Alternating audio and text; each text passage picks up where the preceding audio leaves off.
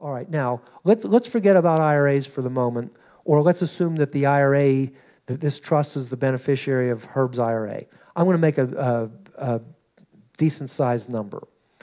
The total estate, Herb has $7 million. All right, he doesn't, by the way, but he has $7 million in all his total assets. All right. And let's say he died tomorrow and this trust, this traditional document, was the beneficiary. You know how much goes into the trust? Since it's unlimited, $7 million, leaving Herb's wife nothing. Do you think she will be happy if there's a $7 million trust out there and she gets nothing? Oh, but Jim, she gets the income and she gets the right to invade principal for health maintenance and support. Well, what if she wants to go to Aruba? What if she wants to help her grandkids with their education? What if she wants something more than health maintenance and support? Too bad. All right? It's an enormous, enormous problem with these traditional documents. Why did people do this in the first place? Because if we left it outright to her, then she has $7 million, then she dies. Let's say the exemption is 3.5 at the time, who knows again, all right, leaving her 3.5 outright and 3.5 in the trust. At her death, 3.5, and estate tax is 0.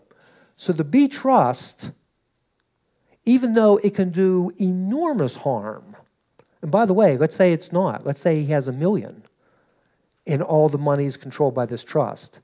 And by the way, that's a lot more common for my clients. Then what happens is there's $1 million in the trust and she doesn't have any of her money, or she doesn't get to inherit any of his money. If you're married right now, together, the two of you control all your marital assets. Why would you want to give up control after one of you dies? I'll tell you this, I've been doing this 25 years. And we've been doing flexible documents since 1994. But when you have a death with a rigid document with this B trust and you are restricting the surviving spouse, you have an unhappy surviving spouse. And it's a huge, huge problem. And it's getting worse because the exemption amounts we think and hope are going to go up. And frankly, portfolios are down. So you're going to have more and more of this money in these trusts, which in my opinion aren't appropriate. And also, if you're talking about IRAs, from an income tax standpoint, they are a disaster because they have a much faster minimum required distribution. Terrible, terrible problem. So here's the essence of the problem. We don't know what's going to happen. All right. So how do you plan today if you don't know what's going to happen tomorrow? Well, let's take a look at our choices. Again, for the traditional family. So with this family, husband, wife, kids, grandkids. Well, one choice is the surviving spouse. In fact, that's my first choice. That's not, by the way, the first choice of traditional documents. The first choice of traditional documents is the B trust, where the spouse gets the income right to invade principal. My documents, I want the surviving spouse to be the first choice, not down the road. The second choice is the B trust. I don't want to throw out the B trust. We might need it. It could save $1 million in estate tax. I want that as a choice. Third choice, children equally.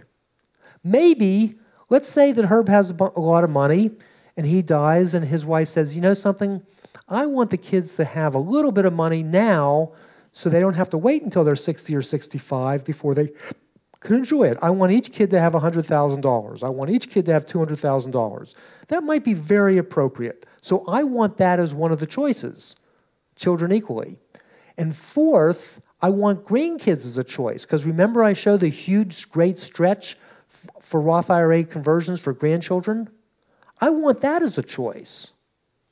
So we have these great four. By the way, is that fair that it's these four choices? That's really when it. I mean, maybe a couple bucks to charity or a couple bucks to a friend or something. But when it comes down to it, for most traditional families, this is what it really comes down to. So how do we decide who gets what in today's uncertainty? You ready for the answer?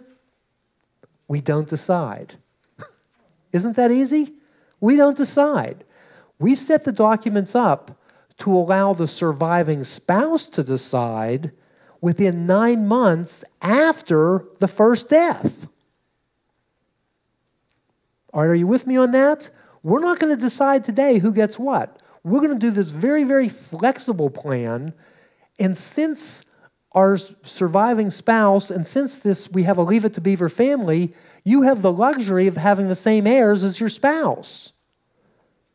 Now, if you're a blended family, let's say you have kids from his marriage and kids from her marriage, and this doesn't work, because what you're afraid of is you die, you leave it to your spouse, she changes her will, cuts out your kids, and gives everything to her kids, or vice versa. So this doesn't work for everybody, but for the traditional families, which I acknowledge are getting fewer and fewer these days, but it's still the majority of my clients, this wait till later approach is fantastically powerful. And then if you really want to do it right, you use this flexible approach for the IRA, the Roth IRA, the life insurance, the after-tax dollars, and that way you can really figure out the best strategy after the death. Because maybe it might make sense, for example, for the spouse to get the after-tax dollars, and the kids to get some IRA dollars, and the grandkids to get some Roth dollars. But I will tell you this, it is much easier to figure this out later than it is now.